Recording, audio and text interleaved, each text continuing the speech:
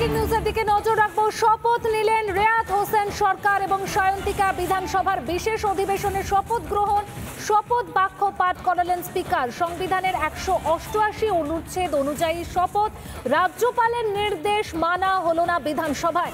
শপথ নিলেন রেয়াত হোসেন সরকার, সায়ন্তিকা। আমরা সরাসরি চলে যাব আমাদের প্রতিনিধি বিট্টুর কাছে। বিট্টু, সমস্ত জট কাটিয়ে শপথ তো হলো, তবে রাজ্যপালের নির্দেশ কি মানা হলো? দেখো, তোমাকে জানিয়ে রাখবো, রাজ্যপালের নির্দেশ এক্ষেত্রে মানা হয়নি। গতকাল রাজ্যপাল টুইট করেছিলেন এবং সেখানে তিনি উল্লেখ করেছেন গত 2 তারিখই ডেপুটি স্পিকারকে তিনি দায়িত্ব দিয়েছিলেন এই শপথ বাক্য পাঠ করানোর জন্য। কিন্তু আজকে দেখা গেল যখনই এই শপথ গ্রহণের পরিস্থিতি তৈরি হলো, সেই সময় দাঁড়িয়ে ডেপুটি স্পিকারকে অনুরোধ করা হলো শপথ নেওয়ার জন্য। সেই সময় ডেপুটি স্পিকার কোট আনকোট এই শব্দ বললেন হাউসের অভ্যন্তরে যে সভায় আপনি অর্থাৎ স্পিকার উপস্থিত আছেন, সেক্ষেত্রে দাঁড়িয়ে সকল শপথ বাক্য আমি পাঠ করতে পারবো না, আমি চাই স্পিকার শপথ বাক্য পাঠ করেন। এবং তারপরে স্পিকার দায়িত্ব নেন এবং সায়ন্তিকা ও রেয়াত হোসেন সরকারের যে শপথ বাক্য তিনি পাঠ করান। সবচেয়ে গুরুত্বপূর্ণ বিষয় তোমায় জানিয়ে রাখবো, বিধানসভার যে রুল বুক আছে সেই রুল বুকের 2 নম্বর চ্যাপ্টারের 5 নম্বর যেই ধারা রয়েছে বা 5 নম্বর যে রুল রয়েছে, সেইখানে যে বিষয়টা উল্লেখ রয়েছে সংবিধানের 188 অনুচ্ছেদ অনুযায়ী, সেই বিষয়টাকে সামনে রেখেই মূলত শপথ গ্রহণ হয়েছে, এমনটা বিধানসভার তরফে জানানো হয়েছে। কিন্তু অন্যদিকে দাঁড়িয়ে স্পিকারকে যে ডেপুটি স্পিকারকে যে নির্দেশ দেওয়া হয়েছিল রাজভবনের তরফে, সেটা কিন্তু এই মুহূর্তে মানা হয়নি। আমরা সেটা চাক্ষুষ করতে পারলাম। একদমই বিট্টু, বোঝাই যাচ্ছে যে শপথ নিলেও রাজ্যপালের নির্দেশ মানা হলো না বিধানসভায়। ধন্যবাদ তোমাকে।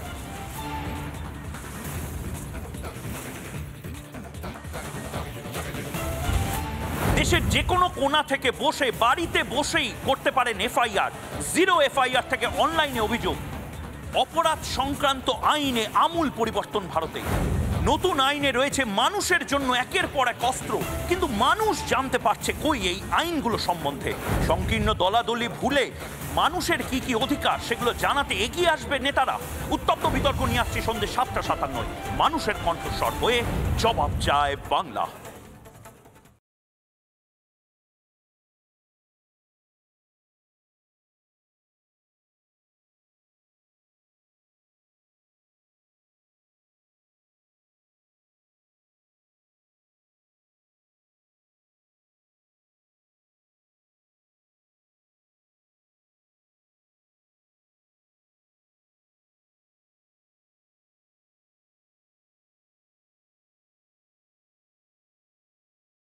মালদা পৌরসভার শাহাপুর গ্রাম পঞ্চায়েত, এই শাহাপুর গ্রাম পঞ্চায়েতের যে বালা শাহাপুর নিম্ন বুনিয়াদী বিদ্যালয়, যে বিদ্যালয় যে ছবি আপনাদের দেখাচ্ছি, রীতিমতো কার্যত জলের তলায়, অর্থাৎ জলমগ্ন গোটা স্কুল চত্বর।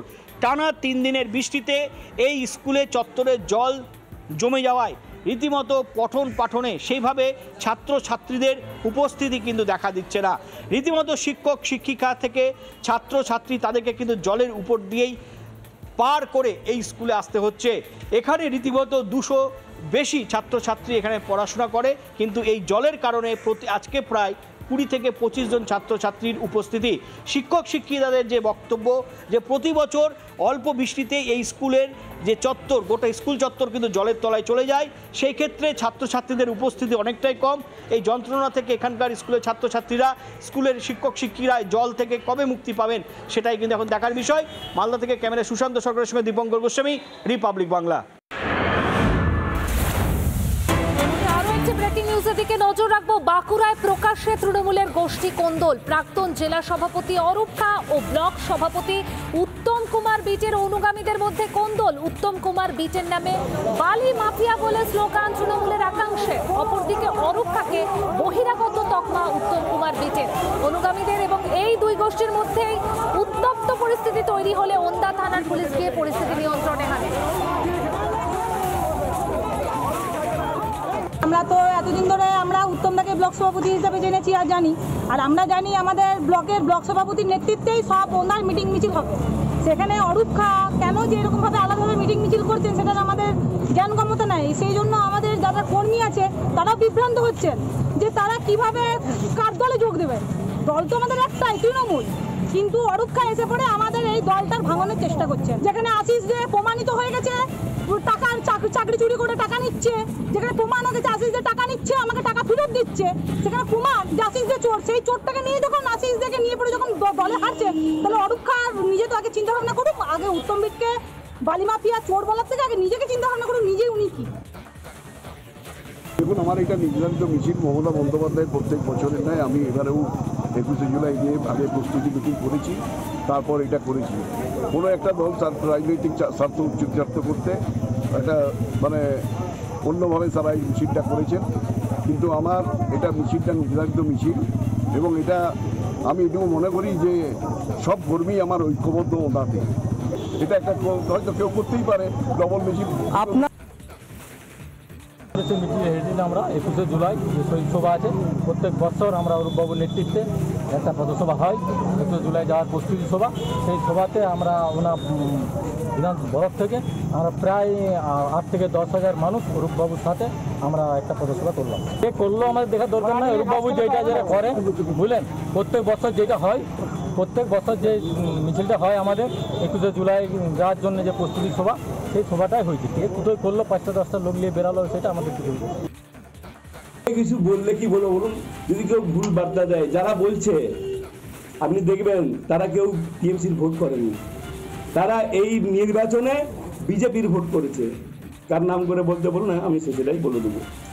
যারা এই কথা বলছে তারা কেউ টিএমসি করে না, কেউ বিজেপি কিছু দালাল এই কথা বলছে, তারা কেউ টিএমসি কর্মী নন।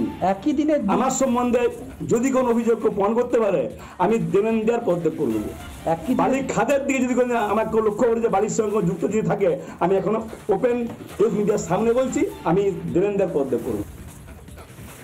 চোরেরই ধর্ম পালন করছে, কারণ এই যে অন্যায় যে ঘটনা ঘটলো আজকে এবং ঘটছে, সেটা হচ্ছে ভাগ বাটোয়ারার ঘটনা।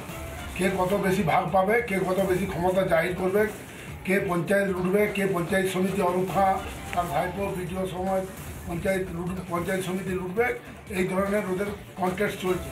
আমরা দেখলাম আজকে যে 24 পরে যেমন একটা দল উঠে আবার কীর্তন সারা হয়ে নিচে নামে, তৃণমূলেরও দেখছি একটা দল মিছিল করে যাচ্ছে, আরেকটা দল পেছনে মিছিল করে যাচ্ছে।